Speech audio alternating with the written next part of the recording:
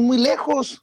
Pues no que había mandado una comitiva a negociar a Venezuela, Joe Biden, pasándose por el arco del triunfo a Juan Guaidó, directamente con el gobierno de Nicolás Maduro, luego de que inició la crisis por la situación de Ucrania y Rusia, pues no que iban a negociar. Carambas, hombre, creo que son patrañas. Es más, aquí está la hipocresía de Jorge Ramos. No le he encontrado un tuit así, sabroso, intenso, firme, sobre el caso de Julian Assange, el fundador de Wikileaks, solo para hablar de temas de libertad de expresión, un hombre que busca ser aplastado por el imperio, mi querido Ramiro Padilla Tondo.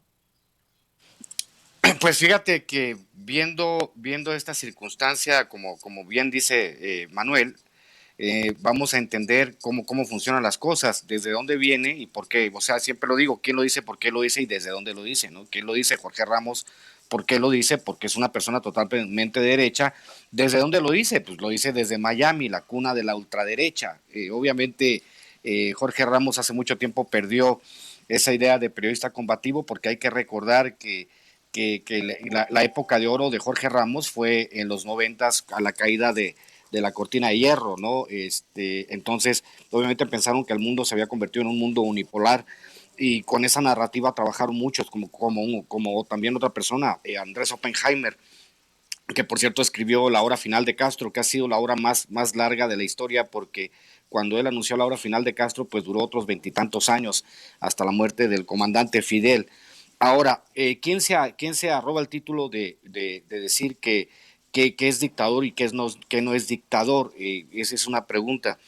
Si obviamente si estudiaran un poquito la historia de Cuba, se sorprenderían de saber que el Partido Comunista en Cuba no es un partido electoral. Entonces el Partido Comunista en Cuba tiene prohibido participar en elecciones. Entonces la legitimidad de Díaz Canel viene precisamente de que lo eligió el pueblo, no lo eligió el Partido Comunista. Entonces, siempre la narrativa norteamericana, que es tan sencilla, porque es una narrativa que tiene que ver con la que tiene que ver con la que tiene que ver con la idea esta que se tiene de los trabajos que se hacen ideológicos, sobre todo en la gusanera de Miami, como le dice, ¿no? Que es plantear que son muy malos los sistemas en Venezuela y en Cuba, pero no dicen que Estados Unidos los tiene cagados a sanciones. Entonces yo siempre me he preguntado, si el socialismo es tan malo, ¿por qué no lo dejan fracasar solo? Que sería una pregunta. En otro sentido, el caso de Jorge Ramos y esta narrativa que ha trabajado, porque siempre le preguntamos por qué no fue y le cayó a Iván Duque, le cayó a Lenín Moreno, no, o sea, a los de derecha no los toca ni con el pétalo de una rosa, pero sí va e insulta a Maduro en Venezuela, y Maduro le dice: a ti, tú tendrías que estar aquí te podríamos arrestar por lo que estás haciendo, pero por respeto no lo hacemos. O cuando va a Cuba y le pregunta a Raúl Castro por todos los prisioneros políticos, y Raúl Castro con la mano en la cintura le dice: ok, denme los nombres y los libero en este momento. O sea, obviamente siempre hay esta circunstancia del trabajo ideológico que se ha mantenido a través de todas estas décadas, de mentir por convivir, y sobre todo porque es una cuestión de mercado. Yo le tengo que dar al mercado de la extrema derecha norteamericana, al mercado latino de extrema derecha norteamericana, lo que ellos quieren escuchar. ¿Y qué quieren escuchar?